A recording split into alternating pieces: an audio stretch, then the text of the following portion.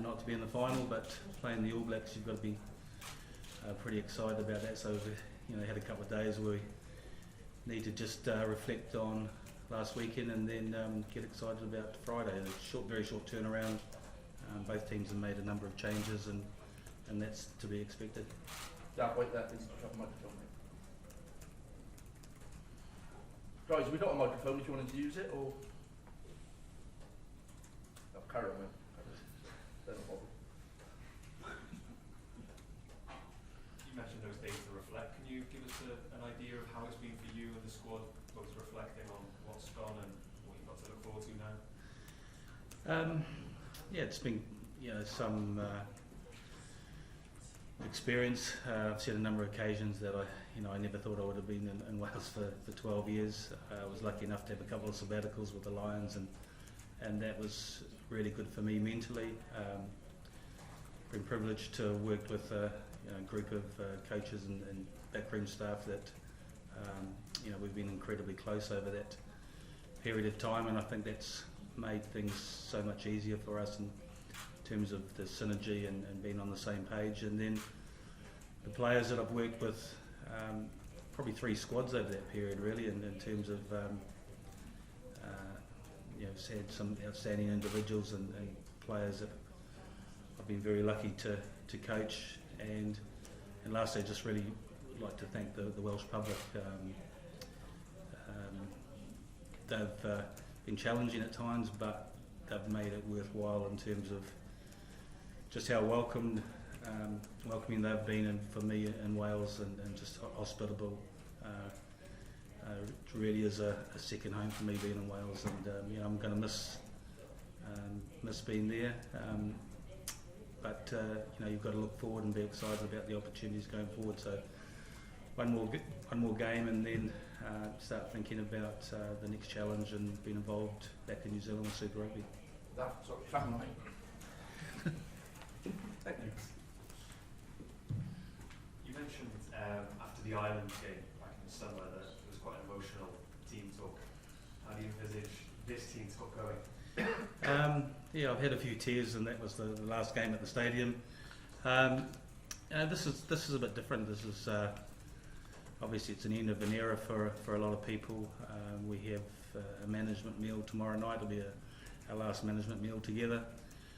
So we want to make sure that we enjoy that, and hopefully Alan Phillips books a nice restaurant for us to be able to go and do that.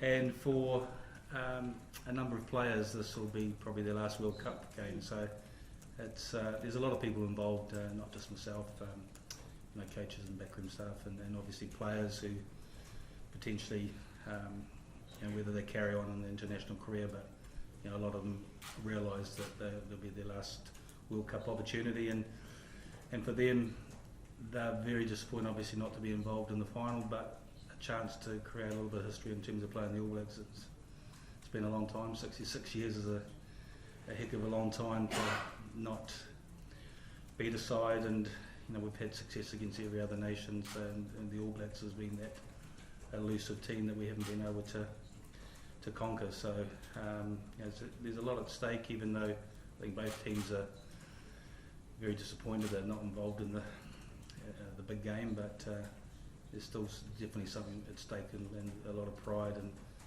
and a victory for us would be incredibly special. You mentioned the disappointment of missing out on the big game. Sometimes the third place playoff is seen as a game that nobody wants, but as you've alluded to, this one's got plenty riding on it, not just for you personally, but for the squad. Yeah, I think for both teams. I think if you look at the All Blacks have made 7 changes, and it's definitely reflective of some of the players in the squad that haven't been involved, whether they're in the 23, and a number of players that are probably wearing the All Black jersey for the last time. So there will definitely be motivation for them to want to go out and perform and play one last time in that black jersey.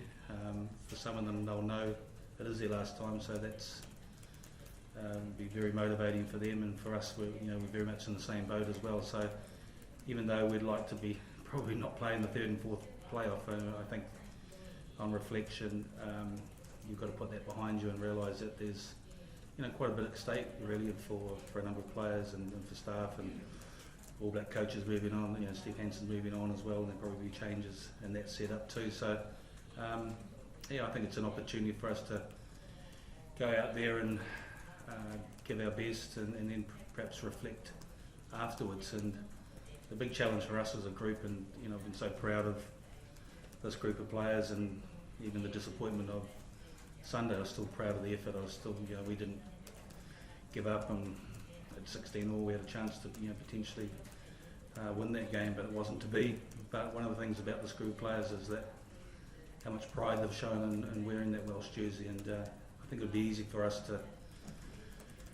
to be down on ourselves and to throw in the towel, sort of thing. But I expect these players to have the next 48 hours to lift themselves and to go out there and realise that there's an opportunity for that group to potentially do something special. And just in terms of the team itself, 9 changes.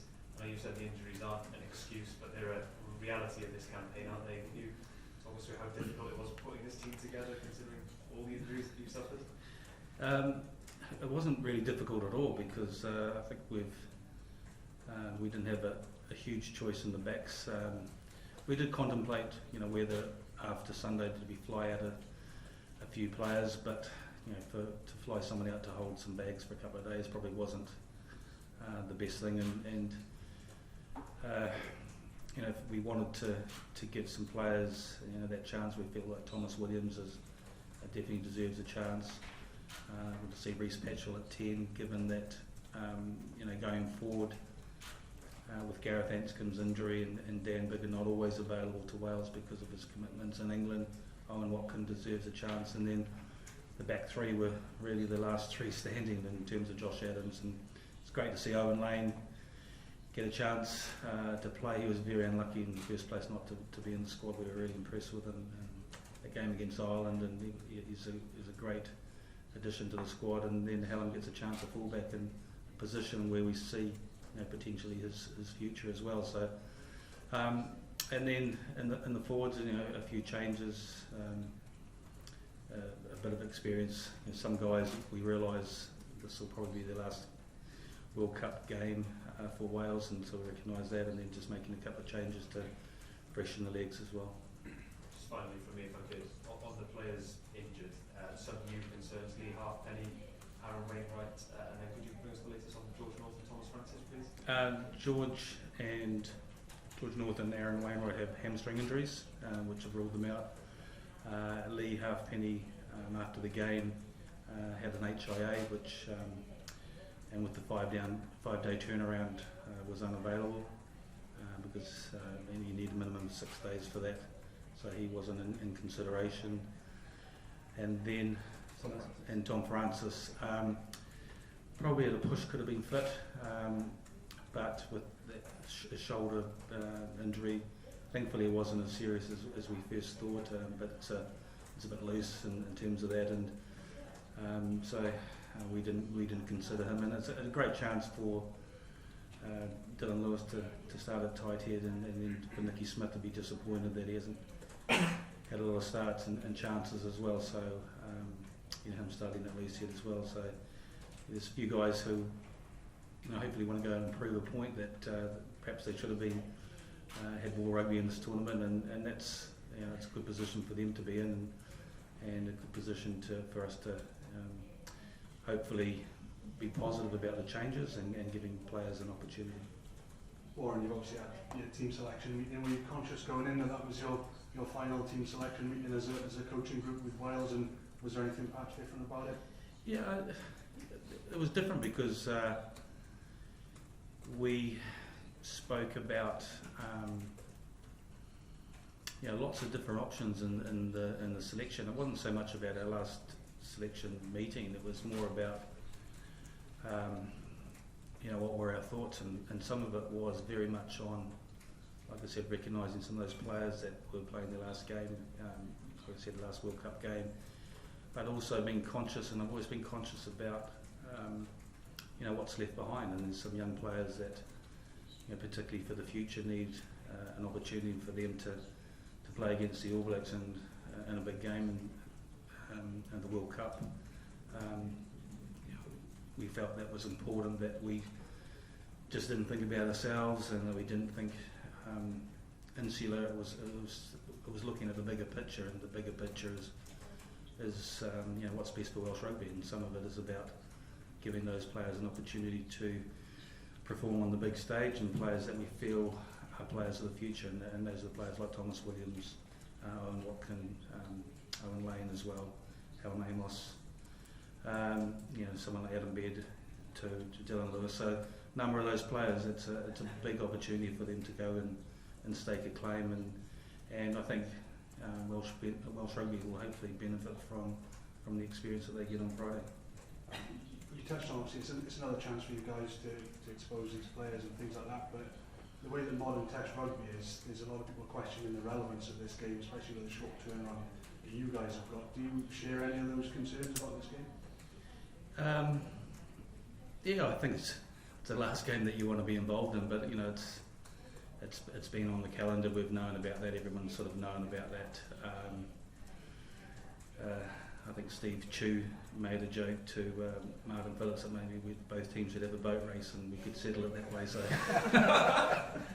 I could see the relevance in that. So look, we've got a game, and you put the disappointment behind it, but then you think about the chance of playing against the All Blacks, and that kind of gets you excited, and hopefully, as coaches, we've put that disappointment in sort of that first 48 hours behind us, and can start getting excited for the next 48 hours, and the group of players as well, and go out there and perform well in the World Cup. And as I said, and if we play, we want to go out there and be positive in the way we play. I think the All Blacks will do exactly the same,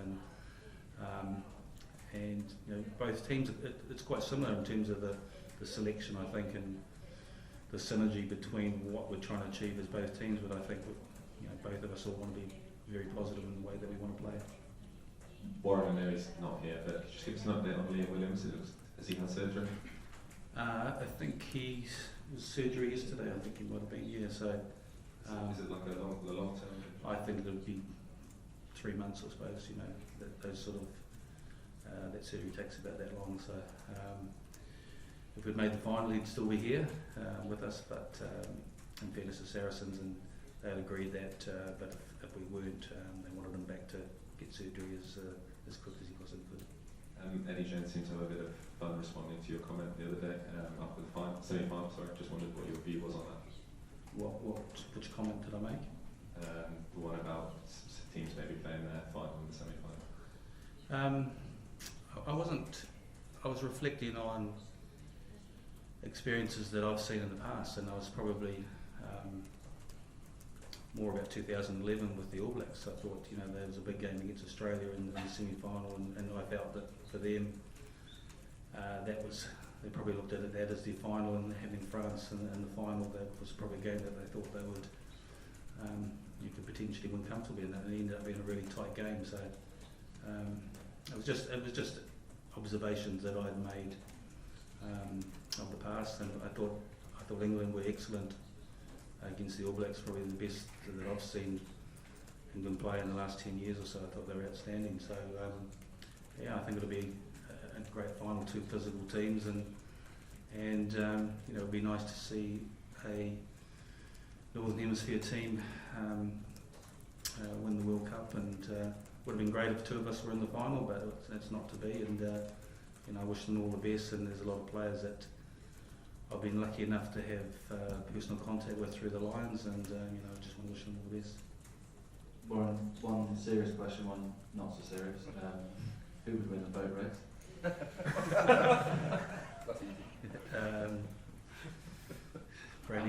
Bradley Davis, I think. And the serious one, obviously we saw... we might have one after the game, maybe. The serious one was England's response to Haka. They've been fined for that, encroaching over the halfway line. What are your thoughts on that as a New Zealander and as a Test coach? And then obviously, do you have a plan yourselves to... No, we haven't even spoken about the Haka, so we might do a W for Wales, I think. So it hasn't really crossed. But I thought that you weren't allowed to go across the 10-metre line, so I thought both teams had to line up on the So I didn't realise the halfway was the mark. So you know, the All Blacks do that on the 10-metre line, and I thought that the other team had to do that. So look, I think the way teams want to respond to the haka is completely up to them, and for them, you know, doing something like that, that was completely respectful as far as I'm concerned. They didn't turn their backs or anything like that, and they stood there and received the haka. Ireland and Chicago a few years ago, you know, did a number 8 in respect with for Anthony Foley. You know, other teams have responded in their own way, and you know, I was thankful that England didn't do some Morris dancing. So you know, but I thought, you know, that was a perfect response, and I can remember looking back a number of years ago when I was involved with the All Blacks against Ireland and Willie Anderson, but they linked arms together and sort of marched forward, and afterwards they were severely criticised by the press and how disrespectful that was. And as All Blacks, no one mentioned a thing afterwards. No one said a thing. They just, you know, you can respond in your own way, and to me, that they were accepting the challenge, and that's what England did. And the part of the haka is that you stand up in your face and you accept the challenge, because the haka is challenging you. It's challenging lots of things about, you know, you mentally, how tough you are, physically. They're throwing down the gauntlet at you, and it's important that you don't take a backward step, and that you stand up and you respond in an appropriate way, respectfully, and I thought England did that. Warren, can I just ask about one final match against Steve Hampton? You've had some great battles at Lions level and obviously Wales level as well, and must be looking forward to one last crack. Yeah, so it'd be nice to win in a Welsh jersey. You know, it's his last game involved as well, and what he's achieved as a coach is, you know, is absolutely outstanding in terms of number of times that they've retained the Bledisloe Cup, the championship wins as well. Obviously, his involvement with winning 2 World Cups as one as assistant and one as a head coach. There's no doubt that he'll leave a legacy behind in terms of what he's achieved as an All Black coach. You know, it's outstanding, and you know, very much like me, he started his international coaching experience with Wales and learned from that. I've learned a heck of a lot from my time as an international coach. Looking forward to challenges going forward, but there's no doubt that you know, he's made a massive impression on New Zealand rugby, and I think it'll be a big loss. Final question, please, Ian. Well, Ron, the contribution to rugby is well documented. What has Wales given you over 12 years, and do you have one large memory? What have Wales given me? I think Wales, what they've given me is an opportunity, really. And I've just absolutely loved my time, and we've been lucky enough to have had, you know, a reasonable amount of success, a lot of success. There's been some lows and some disappointments. But for me, is, you know, I'm very proud of what we've achieved. I think we've punched massively above our weight, and success as a coach isn't always about winning. I think success is about overachieving and overachieving as a team, and I think we've definitely done that. You know, for a very small playing nation, very proud nation with a lot of history, and the biggest memory that I have is, I think, the smile that we've put back on Welsh faces, and people are proud to wear that red jersey and go and support the team, and that makes a massive difference to the whole of Wales and to the community, that they're proud of that Welsh rugby team now, and they know that those players who put the jersey in, they go and wear it with pride, and they'll give 100%. And you know, as coaches and as a public and supporters, that's all you can ask for. If you get beaten by a better team in the day, that's okay. But if you know your boys are going out there and trying and giving 100, you can accept that. And I feel that's what we've achieved in that 12-year period. Thank you very much, everyone. Cheers, thanks guys.